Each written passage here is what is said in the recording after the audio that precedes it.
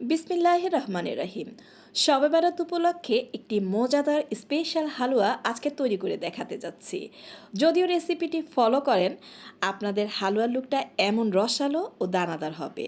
খুব সহজেই তৈরি করে দেখিয়েছি। রুটি অথবা পরোটার সাথে যে কোনো সময় এই হালুয়ার রেসিপিটি খুবই ভালো লাগে। আমার বাসাতে এটা মোস্ট ডিমান্ডেবল একটি রেসিপি, কারণ খুব কম সময়ে করা যায় আর স্বাদের দিক দিয়ে তো মাশাল্লাহ। এজন্য চুলায় একটি ফ্রাই প্যান বসিয়ে 1 কাপ পরিমাণ চিনিকে ক্যারামেল করে নিব। প্রথমে চিনিটি যখন দেওয়ার পরে যদি না গলে একটু পানি এভাবে অ্যাড করে তারপরে চিনিটা গলিয়ে নেবেন। আজকের হালুয়াটা যেহেতু একটু ডার্ক হবে, তো চিনির ক্যারামেলটা ডিপেন্ড করে আপনি কী ধরনের ডার্কনেস করবেন আপনার হালুয়াটা। তো আমি একটু ডার্ক কীভাবে করব সেটা তো স্টেপ বাই স্টেপ দেখিয়ে দিব। আর এখন যখন পানিটা শুকিয়ে গিয়েছে, চিনিটা কিন্তু ক্যারামেল হতে সময় লাগছে, এই পর্যায়ে আমি 1 চামচ ঘি দিয়ে দিয়েছি। আপনারা ইচ্ছা করলে এখানে পানিও ব্যবহার করতে পারেন। আর যেহেতু স্পেশাল হালুয়া, আমি আজকে ঘি দিয়েই তৈরি করব। দেখেন আমি কিভাবে আস্তে আস্তে করে গালিয়ে নিচ্ছি আর ক্যারামেলের কালারটা কি সুন্দর এসেছে। আপনারা এই ক্ষেত্রে সাদা পাত্র নিতে পারেন, তাহলে আপনারা কালারটা খেয়াল করতে পারবেন। কারণ বেশি পুড়ে গেলে এটা কিন্তু তিতা লাগে। তো আমি যেহেতু বুঝি, আগুন নিচে কমিয়ে সুন্দর করে ক্যারামেল করে নিচ্ছি। আর এখন দুধ ঘন করে রেখেছিলাম, সেখান থেকে 2 কাপ দিয়ে আমি যে সুজিতে যেই মিশ্রণটি ব্যবহার করব সেটা তৈরি করে পাশে চুলায় রেখে দিব। এখন ভালো করে মিশিয়ে নিচ্ছি। এই হালুয়াটা স্পেশাল এই কারণে এটাতে ঘি আর দুধের ব্যবহার হয়, আর এটা খেতেও অনেক টেস্টি হয়। আর আপনারা পানি দিয়েও করতে পারেন, কিন্তু আমরা স্পেশালভাবে করছি, তাই আবার একটি ফ্রাই প্যান বসিয়ে 2 টেবিল চামচ ঘি দিয়ে বাদামগুলোকে ভেজে নিব। এখন আমি কাজু বাদাম, কাঠবাদাম, পেস্তা বাদাম, কিশমিশ দিয়েছি। এগুলোকে আমি ধুয়ে একটি টিস্যু দিয়ে ভালো করে মুছে নিয়েছি। এগুলোর মধ্যে পানি থাকলে কিন্তু ছিটবে, তো এই জিনিসটা সতর্কতা অবলম্বন করার চেষ্টা করবেন। আর আগুন একদম কমিয়ে লো হিটে বাদামগুলোকে ভাজতে হবে। পুড়ে গেলে বাদামগুলো তিতে লাগবে। এখন বাদামগুলো প্রায় 1 মিনিটের কাছাকাছিও ভাজা লাগে না। ভাজা হয়ে গেলে আমি উঠিয়ে নিচ্ছি।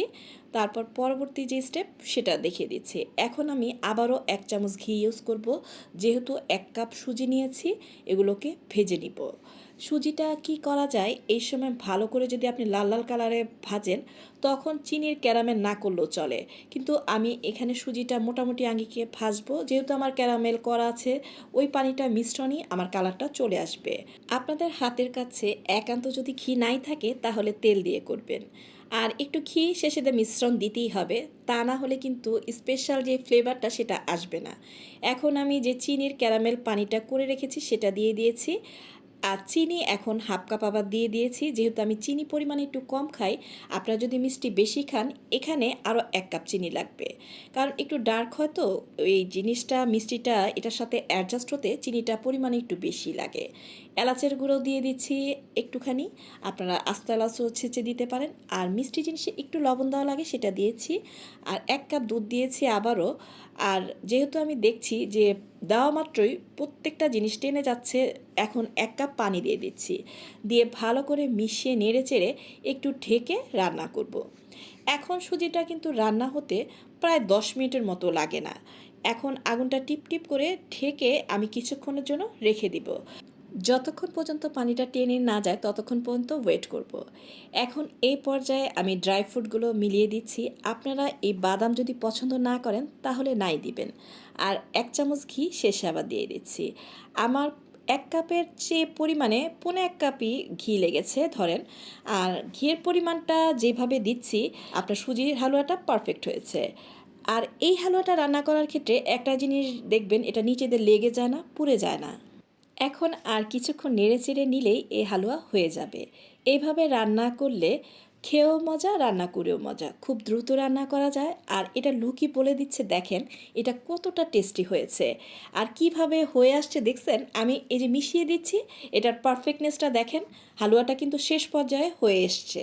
এখন আর কিছুক্ষণ নেড়েচেড়ে এভাবে মিশিয়ে নিলেই এটার ফাইনাল লুক চলে আসবে। তো এরকম মজাদার হালুয়া যদি বাসায় রান্না করেন আর খেয়ে মজা পান, অবশ্যই আমাদেরকে ছোট্ট একটি কমেন্ট করে যাবেন আমাদের রেসিপিটি কেমন হয়েছিল। কারণ একটি ছোট্ট কমেন্ট আমাদের পরবর্তী ভিডিও বানানোর উৎসাহ দেয়। আর যদি বেশি ভালো লেগে যায়, লাইক দিয়ে ফ্রেন্ড অ্যান্ড ফ্যামিলির সাথে শেয়ার করবেন। আর আমাদের পাশেই থেকে পরবর্তী ভিডিও দেখার অপেক্ষা করবেন। এখন ফাইনাল লুক দেখছেন আর দেখেন কি সুন্দর দানাদার হয়েছে। সার্ভিং ডিশে বাড়ার পালা। আর তো তর্স হয়েছে না কখন খাবো, এত টেস্টি। আর একবার খেলে এটা কিন্তু ভুলতে পারবেন না। আর যাকে খাওয়াবেন সেও বারবার রিকোয়েস্ট করবে যে এই হালুয়াটা বাসায় আরেকবার বানাও। আর ওই যে বাদামগুলো ভেজে রেখেছি সেগুলো কিছুটা রেখে দিয়েছিলাম, সেটা দিয়ে ডেকোরেশন করছি। দেখুন এর লুকটা কেমন হয়েছে, নিশ্চয়ই অসাধারণ। আর যারা বাদাম খেতে পছন্দ করেন, এরকম বাদাম যদি মুখে পড়ে প্রত্যেকটা বাইট জাস্ট ওয়াও হবে। এটা খেতে যেমন মজা, তৈরি করতেও সময় লাগে না। তো পরবর্তী ভিডিও দেখার আমন্ত্রণ জানিয়ে আজকে এ পর্যন্তই বিদায় নিচ্ছি। আল্লাহ হাফেজ।